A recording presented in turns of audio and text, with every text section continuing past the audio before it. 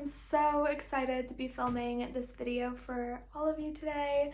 This is my first video on this channel and I'm honestly just really excited to be filming.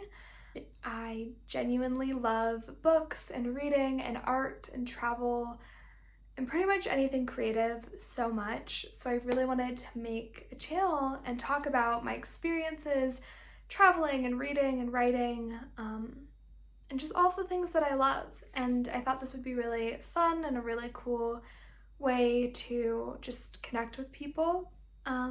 So yeah. Anyway, today's video is a collective book haul. These are all books that I've picked up over the past couple of weeks.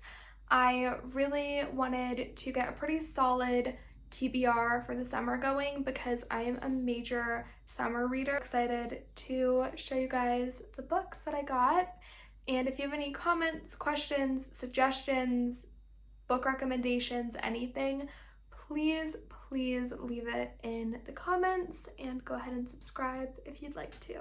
These are both by Haruki Murakami. I got Kafka on the Shore and also The Elephant Vanishes. I just read Norwegian Wood and I really liked it, so I figured I'd pick these up and see what I feel about the rest of Murakami's work. Norwegian Wood definitely hit a little too close to home in some places for me, so I didn't give it as high of a rating as I maybe would have if I wasn't so like emotionally distraught during it. But it's a very good book. The next book I got, I actually just picked up today, and that book is A Tree Grows in Brooklyn by Betty Smith. I'm gonna be honest, I just saw the cover and the cover looked like a book I needed to read. This is the 75th anniversary edition. Yes, I did judge a book by its cover, but I'm very excited about it. It's supposed to be a young girl's coming-of-age story, 20th century read. The inside cover says, "Here is an American classic that cuts right into the heart of life. Hails the New York Times. If you miss A Tree Grows in Brooklyn, you will deny yourself a rich experience." That's good enough of a recommendation for me. The next book I got is a book I've already read, but this cover, I'm a sucker for a good cover. It doesn't matter if I've already read the book, it doesn't matter if I already own the book. If the book comes in another cover that I like, I will buy it. And that book is Emma by Jane Austen. I love Emma. I just think that Jane Austen is brilliant and perfect. And every Jane Austen novel for me is just like super nostalgic and amazing. So I had to have this beautiful cover of this book, and I will be rereading it. Anytime I buy a new cover of a book, if I already own it, I try to reread it because I'm like, if you're gonna pay the money to buy it, you need to read it type of thing. Don't think everyone has to do that. It's just how I justify it for myself, because I have an addiction. Like, this is it's a problem. But I'm happy with the problem. So it's fine. The next book I got is Siddhartha, and this is by Hermann Hesse. I think it was Jack Edwards read this book. I believe it might have been even in one of his celebrity book club videos, although I don't know which one. And I have read quite a few of the books from his celebrity book club videos that he has suggested, and I always actually end up really liking them, so figured why not, and yeah, very excited to read it. I was influenced, everyone. I picked up Shatter Me. I am so unsure honestly about this book because I've heard such good things. I'm so scared because sometimes you hear amazing things about a book and then that book is amazing. And sometimes you hear amazing things about the book and then you don't like it as much and you think there's something wrong with you. And I don't know which way this is gonna go, but I'm so excited to read it. I know this book has a huge fan base. So yeah, book talk, you won, and I own Shatter Me now and I'm probably gonna read it like ASAP, so yeah. Hey friends, it's Hannah and I wanted to give a Shatter Me update. I read it in like 2 hours the other day during a rainstorm and it was really entertaining and really fun. I gave it 3.75 stars, mostly just because it was very similar to a lot of other dystopian YA novels. The next book that I have is Great Expectations. This is by Charles Dickens. I have never read Great Expectations, and I feel like it's one of those books you probably just need to read. So I bought it and I'm gonna read it. Year of Rest and Relaxation. This is a recommendation from a very, very good friend of mine, Caroline, and she has the best book recommendations. If you guys see me post a book, 50% of the time Caroline recommended it and she's already read it because she should be a book influencer. She is like the best literary taste of anyone I've ever met. Every book she recommends is a 5-star. I've never read a book that she recommended that I didn't like, and I just don't know how she does it, but she does. So I love this, like, I love any recommendation by her, so I hope I'm gonna really enjoy this book. Guys, the next book I got is another classic collection. This is Essential Tales and Poems by Edgar Allan Poe. I love Edgar Allan Poe so much. I am in school for creative writing and I have a focus in poetry. So my whole life I've been reading a lot of Edgar Allan Poe and I eat it up. I love Edgar Allan Poe and I think that he is just phenomenal and amazing and awesome. And I just could keep going on and on. But I really want to annotate this version. I know it's like huge, but I want to go through it and really study it and make annotations and notes and use it more as like a study material for my writing. And yeah, I'm super excited about this one. Oh my goodness, you guys, it is Wicked by Gregory Maguire. And obviously, Ariana Grande and Cynthia Varro are about to be in the movie adaptation of the musical Wicked. The musical Wicked is based off of this book, and I've never read it, which is a shame. And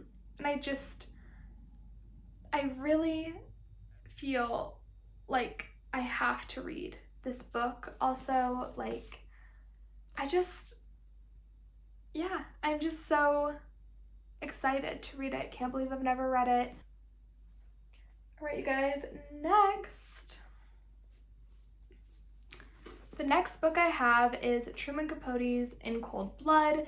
This is a book that I've never really heard a ton about except for the title. I hear the title all the time. I have no clue what it's about. And I saw it at Barnes & Noble on a table and I was like, let's see. So essentially, the book is about a family that was murdered, and it is just sort of a recap about, I think it was a cold case eventually. And yeah, I don't know. I think it will just be a really interesting read. Next book I have is Sylvia Plath's The Bell Jar. I've already read this book a few times, but I actually just didn't own my own copy of it. So I wanted to have a copy and I'm gonna reread it. And yeah, I don't know, Sylvia Plath is like very, very near and dear to my heart. She is the first poet where I was like, wow, like I am so impressed and so moved by what you are writing, and she really made me want to be a poet. So yeah. What I have is Great Circle. This is by Maggie Shipstead, and I believe it's a time jump, and I think it's going to be told on the plane of like weaving in and out from 1914 to 2014, following this tragic accident that happens, and then a movie being made about the accident 100 years later is kind of the gist I got. I'm not completely sure. Very excited to read it though. Excited about, oh my goodness, okay, Richard Osman, The Thursday Murder Club. This is a murder mystery set at a retirement village, and 4 of the people in the retirement village are solving the murder. I love that. I know this is going to be funny. I know it's going to be satirical. I know it's going to be dark humor. I know it's going to be interesting. And I absolutely love this because, frankly, I'm going to be honest, got a lot of grandparents that are in a lot of nursing homes and a lot of retirement situations going on. And I need like a silly, goofy, elderly person book. I just do. I love books like that. They give me so much life. And I just want to know what's going on. And I just think this is going to be fun. I think it's going to be a really fun read. I know it's a murder mystery, but I think it's going to be a pretty like lighthearted, entertaining, witty, easy read. And I don't know, it gives me like, hopefully, my hope is that it's gonna have like, oh gosh, what is that show? Is it Only Murders in the Building? I think that's the name of it. The Selena Gomez show with Steve Martin and Martin Short. I hope that this book gives me that energy. Because, yeah, I don't know, I'm just very excited for it. Next. Guys, the next book I have is To Paradise. This is by Anya Yanagihara, and I simply only bought it because A Little Life, like, come on, like, this has to be good. Because A Little Life was written like perfection. It is an extremely triggering book. Please look up the trigger warnings before you read it. It's an extremely long book, but it is one of the best books I have ever read. That book is so well written and the story is so enthralling and so interesting. I like could not put it down. And I mean, I'm assuming this is going to be just as good because I absolutely love this author. Amazing. This is another time jump book. It goes from 1893 to 1993 to 2093, and I just can't wait to read it. Next book I have is another classic, and that book is Wuthering Heights by Emily Bronte. And honestly, I just bought this so I could reread it because I didn't own it, and I saw Emily in movie theaters when I was in London, and I was like reminded how much I loved Wuthering Heights. I know it's not everyone's cup of tea. It is mine, and I want to read it again.